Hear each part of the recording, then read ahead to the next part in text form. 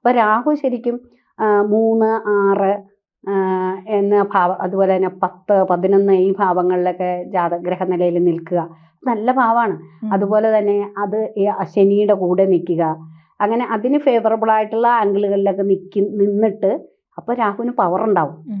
അപ്പോൾ അതുപോലെ തന്നെ വ്യാഴത്തിൻ്റെ ദൃഷ്ടി, ഇപ്പം നമ്മൾ ഇച്ചിരി വീട്ടിൽ തന്നെ ഇച്ചിരി പല മക്കളുണ്ടാവും, ചിലപ്പോൾ നമ്മുടെ ആങ്ങളെയൊക്കെ ആണെങ്കിൽ ഇച്ചിരി താന്തോന്നി ഉണ്ടാവും, അച്ഛനുണ്ടെങ്കിൽ ഇച്ചിരി അടങ്ങി നിൽക്കും. അതുപോലെ വ്യാഴം നോക്കുകയാണെങ്കിൽ ഇയാൾ നല്ല ഗുണമൊക്കെ കാണിച്ചിങ്ങനെ നിൽക്കും, ഞാൻ അങ്ങനെ ഇങ്ങനെയെന്ന് പറഞ്ഞാൽ. അതേപോലെ തന്നെ രാഹുവിനെ അച്ചടക്കത്തക്കാരനാക്കാനായിട്ട് ഒരു പരിധിവരെ വ്യാഴത്തിന് സാധിക്കും. ഈ രാഹു എന്ന് പറയുന്ന ഗ്രഹം പിന്നെ നീചഗ്രഹമാണ്, അല്ലെങ്കിൽ അവനൊരു പ്രിൻസിപ്പിളൊന്നും ഇല്ലാത്ത ആളാണ്, ഒരു താന്തോന്നി ലുക്കാണ്. പക്ഷെ ചില താന്തോന്നികളായിരിക്കും ചിലപ്പോൾ നമ്മുടെ ജീവിതത്തിൽ ഏറ്റവും കൂടുതൽ സഹായവും എല്ലാം ചെയ്യുന്നത്. അതായത് ഏറ്റവും അച്ചടക്കവും ഏറ്റവും നല്ല ആളെന്ന് പറഞ്ഞ് നിൽക്കുന്ന ആൾ ചിലപ്പോൾ നിയമങ്ങൾ വിട്ട് നമ്മളെ സഹായിക്കാൻ വരില്ല.